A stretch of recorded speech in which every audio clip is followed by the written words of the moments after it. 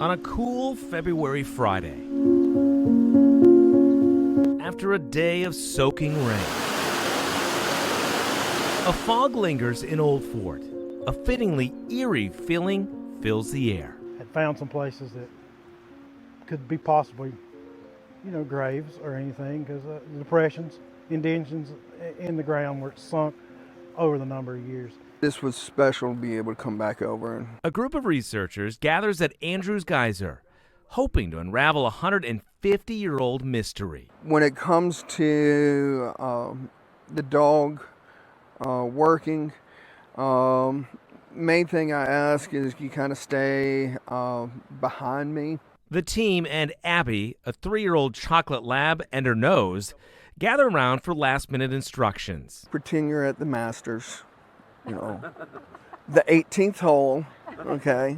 Abby's sniffing for clues of a story Marion Mayor Steve Little has researched for more than 4 decades. I could bore you all day long talking about the history of this railroad and how it got done and the incredibly heart-wrenching tales of the convicts who did the work under conditions when they were completely expendable.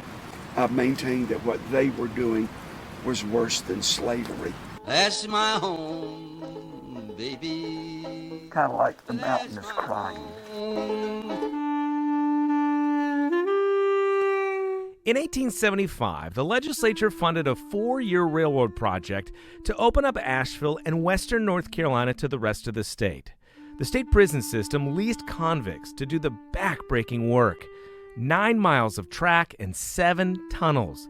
The jagged edges are a reminder of the work to this very day. The prison department did not keep the names of these people. Most of them faced lengthy sentences for simple crimes due to one factor: they were black. About 3,000 convicts, yeah. And a large majority of them were former slaves. Probably 98% were former slaves. Those who were old enough to remember probably would have thought slavery was terrible, but this is worse. We first met Steve Little in late 2020. He was pushing for a memorial for the 130 to 300 convicts who died in the harsh conditions, often at gunpoint.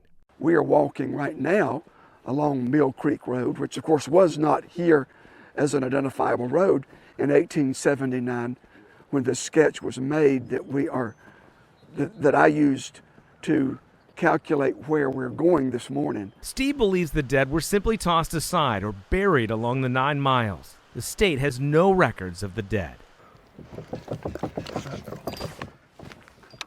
The search with a human remains detection dog this day starts where many of the convicts slept at night. It was called a stockade. You can feel the tension as we approach the site, now filled with home sites, several who gave permission for this search. Are you scared that the dog won't detect anything? Oh, yes. Because, you see, my determination is based upon a hand sketch from 1879.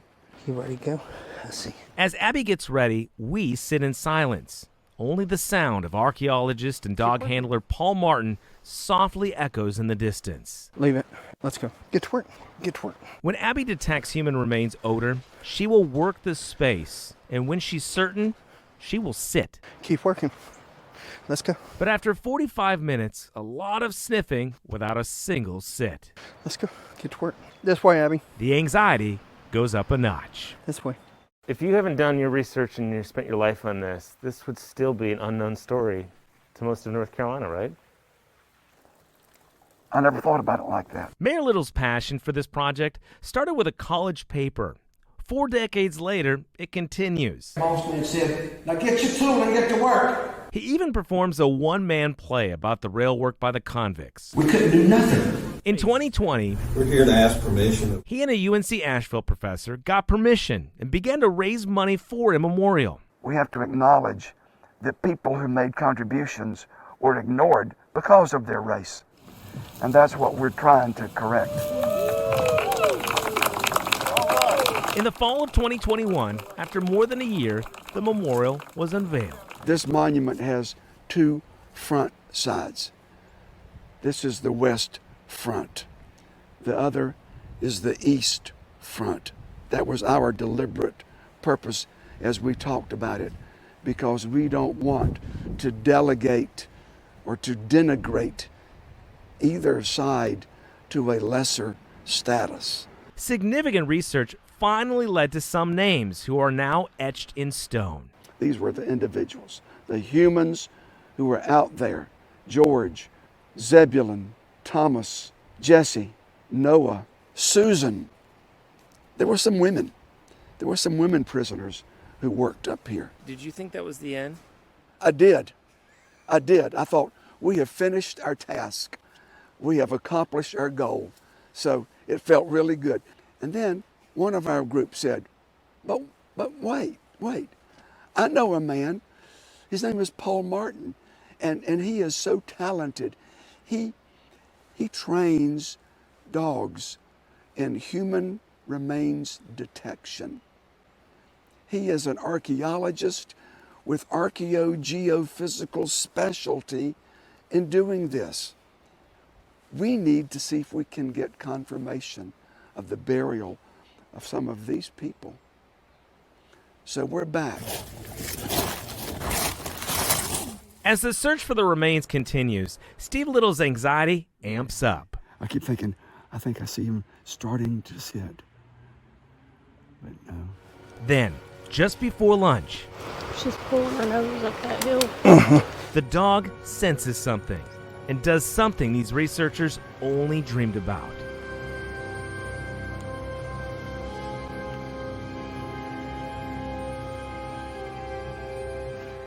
Good girl. I'm going to end it there.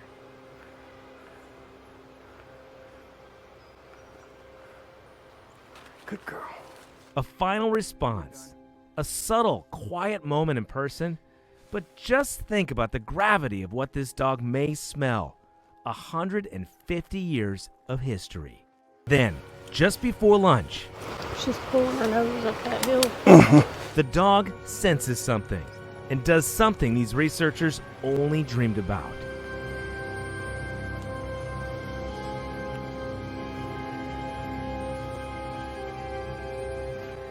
Good girl. I'm going to end it there.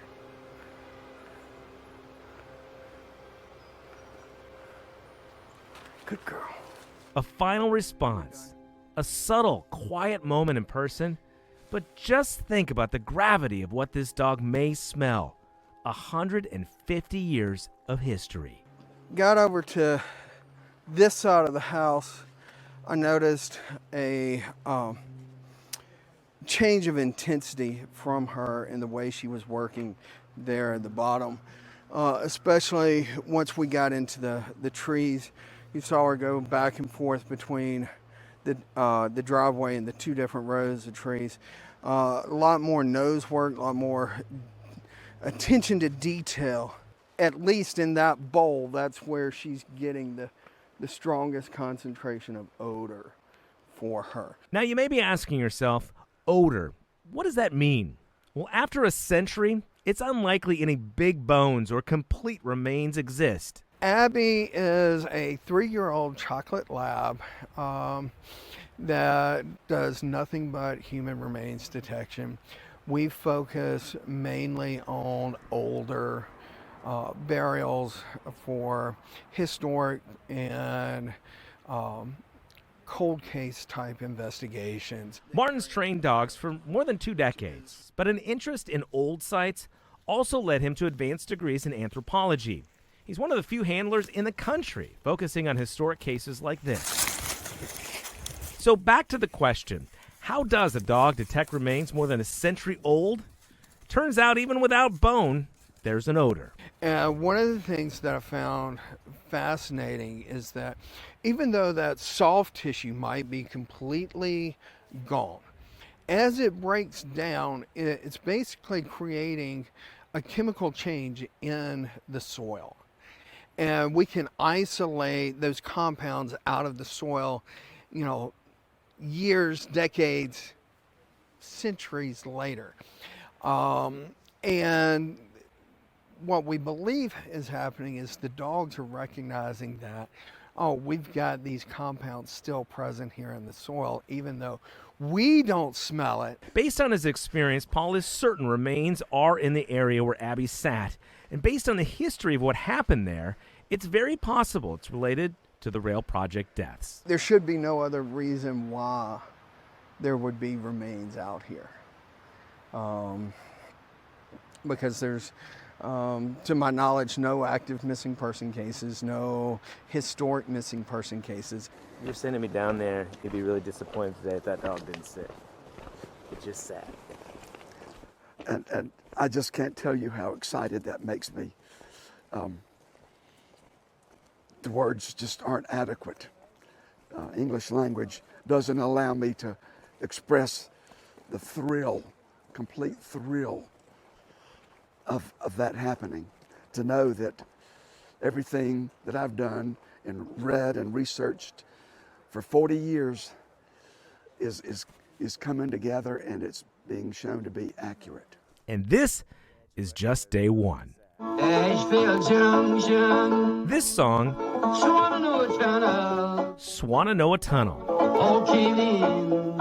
It's a tribute to the rail work that happened in these mountains, work by convicts to open up western North Carolina to the rest of the state. That Swannanoa Tunnel sits right here, right alongside I-40, 1,800 feet long. Good morning. Good morning. Saturday's search brings us here with bright skies and a bright mood after success on day one. Pretty exciting day. But the story of why we are here will raise the hair on your arm. So what's the significance of bringing the dog here and searching here? About, I guess 25 years ago, I first heard and read a few things about, there was a cave-in, not a major cave-in, but a pretty big one, on March 11, 1879, the very day that the two crews that had started at opposite ends of the Swannanoa Mountain met. There are no records, but oral history passed through generation after generation eventually found its way to Steve Little. The story goes that the 19 convicts had hopped a ride. They just hopped into empty cars, and the locomotive was backing into the tunnel when there was this big rumble, and the rocks came crushing down and crushed 19 convicts and one guard. Isn't it wild to think about the thousands of cars that pass 100 yards that way every single day, and they don't realize what could be happening right off the side of the highway? Right. They have no idea the history, the tragedy that happened right here. Unlike the day before, Abby spends her time in thick brush. And it's hard to see, but just 5 minutes into the search, Abby's pace was quickly focused. And moments later, she sits. She would sit at least one more time, again indicating the scent of human decomposition, in the exact spot where Steve believes the bodies may have been buried. Now, I know many of you are asking yourself, will they dig or try to recover any potential remains? I asked Steve and Paul that on day one.